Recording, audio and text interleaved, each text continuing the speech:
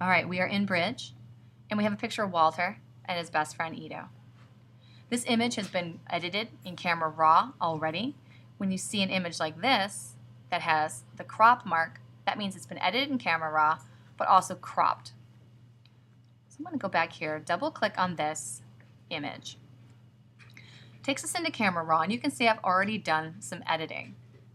I've worked with the white balance to bring it down a little bit. I've worked to probably bring down the exposure a little bit. There are some green and magenta issues, but that looks pretty good. I just want to add a little bit more oomph. Can add some contrast to it. I'm going to go to 4th tab over and convert to grayscale. Then I have all of my sliders that I can continue to adjust, and this is like being in the darkroom and using different filters. So you can play with those. Some of them won't make too much of a difference, but some of them will look pretty beautiful. Let's go up here. See, it's bringing out parts of his coat. I like that. Okay. Then I'm going to go over to the 5th tab, which is called split toning. Grab the hue and bring it to like a nice yellow. And then increase the saturation of that. Yes, you can use a variety of colors, but I have to ask you, why? Like, people have turned these in red and green. Don't do it. Just pretend we're in the dark room and you have two choices, sepia and selenium. You can increase the saturation of that. I'm going to leave it kind of low. And for the shadows, I'm going to drag it up to like a nice deep blue. And then gradually increase the saturation of that. And you can see that in the puppy, parts of him, the shadows start to have a blue cast, where the highlights are much more yellow. You can change the balance between the two. Actually, kind of like that. Since this image is outdoors, I think you can go with something kind of warm. I'm going to grab the crop tool. Crop that in a little bit. And then I think that looks pretty good. Again, I suggest staying with traditional darkroom yellows and blues because it looks, I think, the best. Something like red or, I don't know. I mean, I like pink as much as the next guy, but I think let's just go a little traditional with this one. All right, I'm going to hit done. I'm going to show you one more way to do that. Open up this image again. Going to convert it back to normal by unchecking grayscale or by using this little pull down menu here, reset camera raw defaults. Now I'm going to open the image in Photoshop, but I do not want to open image. I want to open object. So you hold the shift key down and you open object. Okay. Now I have a smart object, a smart layer that's a direct link to Camera Raw. We're going to do some really quick split toning on this by selecting the black and white layer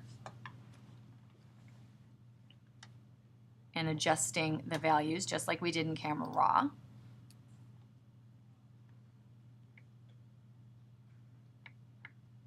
You can add one tint here if you wanted to, give an overall tint, and you can click on this little thumbnail and pick a color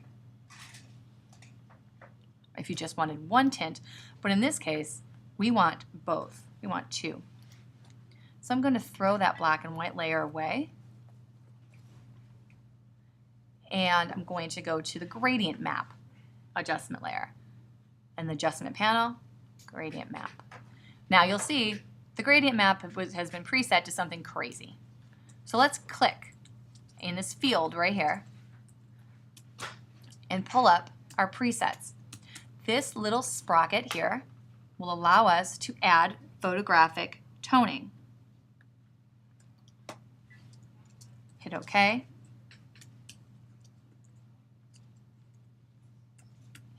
on that one.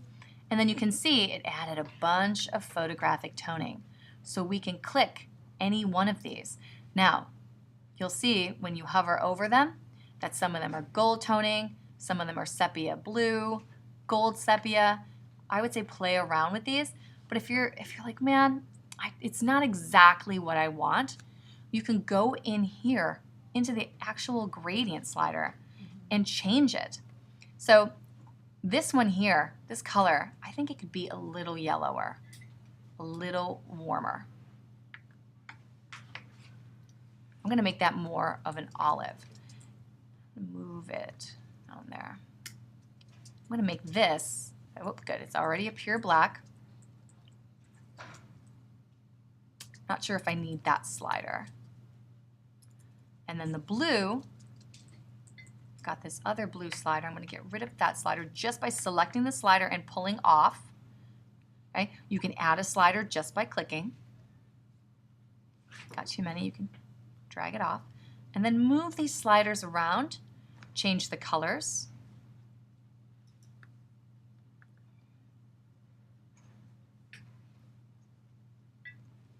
I like that kind of cold blue.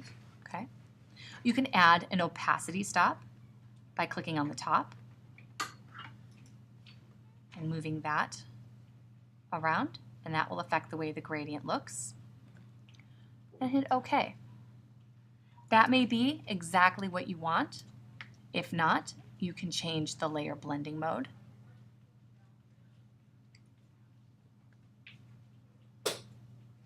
Find something kind of cool. In this case, you're split toning, but also keeping some of the photographic color. So you're doing both, right? That's the original photograph, and then that is the split tone with a blending mode affected, okay? You can also add another layer, say for levels. In this case, it really needs a little more contrast. So I'm going to put a levels layer at the very top to make that split tone really look good. So the split tone in this example was done using a gradient map. And when you get to the gradient map, just click on this field right here to see the presets, or use this little sprocket if they're not here, and you can add photographic toning. And if you pick one and it's not exactly what you wanted, double click on this field to open the gradient editor.